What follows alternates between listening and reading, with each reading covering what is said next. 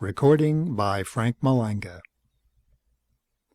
Navy Day by Harry Harrison. General Wingrove looked at the rows of faces without seeing them. His vision went beyond the Congress of the United States, past the balmy June day to another day that was coming, a day when the Army would have its destined place of authority. He drew a deep breath and delivered what was perhaps the shortest speech ever heard in the hallowed halls of Congress. The General Staff of the U.S. Army requests Congress to abolish the archaic branch of the armed forces known as the U.S. Navy. The aging senator from Georgia checked his hearing aid to see if it was in operating order, while the press box emptied itself in one concerted rush and a clatter of running feet that died off in the direction of the telephone room.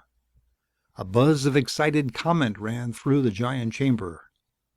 One by one the heads turned to face the naval section, where rows of blue figures stirred and buzzed like smoked-out bees. The knot of men around a paunchy figure heavy with gold braid broke up, and Admiral Fitzjames climbed slowly to his feet. Lesser men have quailed before that piercing stare, but General Wingrove was never the lesser man. The Admiral tossed his head with disgust, every line of his body denoting outraged dignity. He turned to his audience, a small pulse beating in his forehead.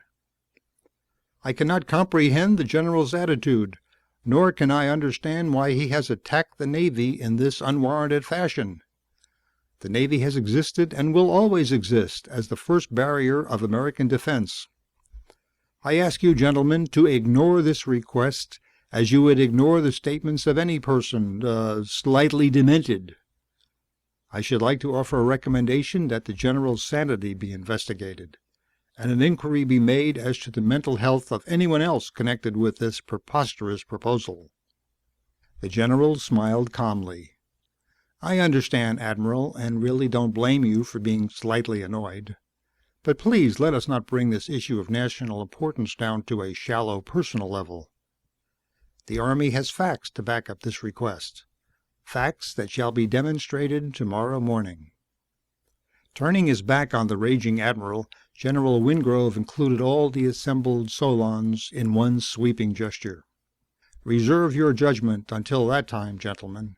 Make no hasty judgments until you have seen the force of argument with which we back up our request.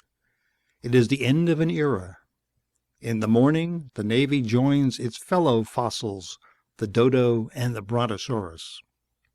The Admiral's blood pressure mounted to a new record, and the gentle thud of his unconscious body striking the floor was the only sound to break the shocked silence of the giant hall. The early morning sun warmed the white marble of the Jefferson Memorial and glinted from the soldiers' helmets and the roofs of the packed cars that crowded forward in a slow-moving stream. All the gentlemen of Congress were there, the passage of their cars cleared by the screaming sirens of motorcycle policemen. Around and under the wheels of the official cars pressed a solid wave of government workers and common citizens of the capital city. The trucks of the radio and television services pressed close, microphones and cameras extended. The stage was set for a great day. Neat rows of olive-drab vehicles curved along the water's edge. Jeeps and half-tracks shouldered close by weapons carriers and six-bys, all of them shrinking to insignificance beside the looming Patton tanks. A speaker's platform was set up in the center of the line near the audience. At precisely 10 a.m., General Wingrove stepped forward and scowled at the crowd until they settled into an uncomfortable silence. His speech was short and consisted of nothing more than amplifications of his opening statement that actions speak louder than words. He pointed to the first truck in line, a 2.5-ton, filled with infantry squads sitting stiffly at attention. The driver caught the signal and kicked the engine into life. With a grind of gears, it moved forward towards the river's edge. There was an indrawn gasp from the crowd as the front wheels ground over the marble parapet. Then the truck was plunging down toward the muddy waters of the Potomac. The wheels touched the water, and the surface seemed to sink, while taking on a strange, glassy character. The truck roared into high gear and rode forward on the surface of the water, surrounded by a saucer-shaped depression. It parked 200 yards offshore, and the soldiers, goaded by the sergeant's bark, leapt out and lined up with a showy "Present arms." The general returned the salute and waved to the remaining vehicles. They moved forward in a series of maneuvers that indicated a great number of rehearsal hours on some hidden pond. The tanks rumbled slowly over the water, while the jeeps cut back and forth through their lines in intricate patterns. The trucks backed and turned like puffing ballerinas. The audience was rooted in a hushed silence, their eyeballs bulging. They continued to watch the amazing display as General Wingrove spoke again. "You see before you a typical example of Army ingenuity, developed in Army laboratories. These motor units are supported on the surface of the water by an intensifying of the surface tension in their immediate area. Their weight is evenly distributed over the surface, causing the shallow depressions you see around them. This remarkable feat has been accomplished by the use of the Dornifier, a remarkable invention that is named after that brilliant scientist, Colonel Robert A. Dorn, commander of the Brook Point Experimental Laboratory. It was there that one of the civilian employees discovered the Dorn effect, under the colonel's constant guidance, of course. Utilizing this invention, the Army now has become master of the sea as well as the land. Army convoys of trucks and tanks can blanket the world. The surface of the water is our highway, our motor park, our battleground, the airfield and a runway for our planes." Mechanics were pushing a shooting star onto the water. They stepped clear as flame gushed from the tailpipe. With the familiar whooshing rumble, it sped down the Potomac and hurled itself into the air. When this cheap and simple method of crossing oceans is adopted, it will of course mean the end of that fantastic medieval anachronism, the Navy. No need for billion-dollar aircraft carriers, battleships, dry docks, and all the other cumbersome junk that keeps those boats and things afloat. Give the taxpayer back his hard-earned dollar. Teeth grated in the naval section as carriers and battleships were called boats, and the rest of America's sea might lumped under the casual headings of things. Lips were curled at the transparent appeal to the taxpayer's pocketbook. But with leaden hearts they knew that all this justified wrath and contempt would avail them nothing. This was Army Day with a vengeance, and the doom of the Navy seemed inescapable. The Army had made elaborate plans for what they called Operation Sinker. Even as the general spoke, the publicity mills ground into high gear. From coast to coast, the citizens absorbed the news with their morning nourishment. "Agnes, you hear what the radio said? The Army's going to give a trip around the world in a B-36 as first prize in this limerick contest. All you have to do is fill in the last line and mail one copy to the Pentagon and the other to the Navy." The Navy mailroom had standing orders to burn all the limericks when they came in, but some of the newer men seemed to think the entire thing was a big joke. Commander Bullman found one in the mess hall. "The Army will always be there, on the land, on the sea, in the air.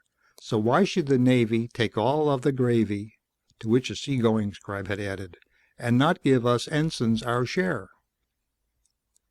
The newspapers were filled daily with photographs of mighty B-36s landing on Lake Erie, and grinning soldiers making mock beachhead attacks on Coney Island. Each man wore a buzzing black box at his waist and walked on the bosom of the now quiet Atlantic like a biblical prophet. Radio and television also carried the thousands of news releases that poured in an unending flow from the Pentagon building. Cards, letters, telegrams, and packages descended on Washington in an overwhelming torrent. The Navy Department was the unhappy recipient of deprecatory letters and a vast quantity of little cardboard battleships. The people spoke, and their representatives listened closely. This was an election year. There didn't seem to be much doubt as to the decision, particularly when the reduction in the budget was considered. It took Congress only 2 months to make up its collective mind. The people were all pro-Army. The novelty of the idea had fired their imaginations. They were about to take the final vote in the lower house. If the amendment passed, it would go to the states for ratification, and their votes were certain to follow that of Congress. The Navy had fought a last-ditch battle to no avail.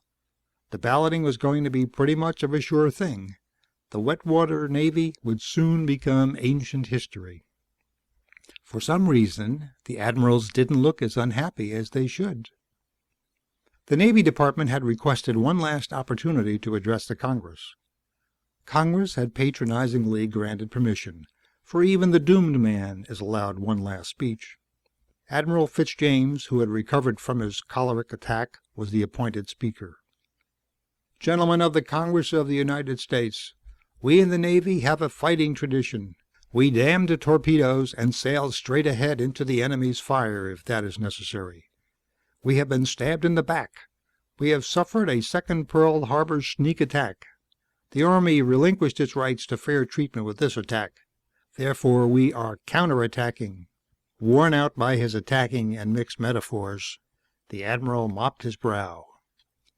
Our laboratories have been working night and day on the perfection of a device we hoped we would never be forced to use. It is now in operation, having passed the final trials a few days ago. The significance of this device cannot be underestimated. We are so positive of its importance that we are demanding that the Army be abolished. He waved his hand toward the window and bellowed one word: look. Everyone looked. They blinked and looked again. They rubbed their eyes and kept looking. Sailing majestically up the middle of Constitution Avenue was the battleship Missouri. The Admiral's voice rang through the room like a trumpet of victory. The Mark I debinder, as you see, temporarily lessens the binding energies that hold molecules of solid matter together. Solids become liquids, and a ship equipped with this device can sail anywhere in the world, on sea or land. Take your vote, gentlemen. The world awaits your decision. The End. End of Navy Day by Harry Harrison. Recording by Frank Malanga, Pembroke Pines, Florida.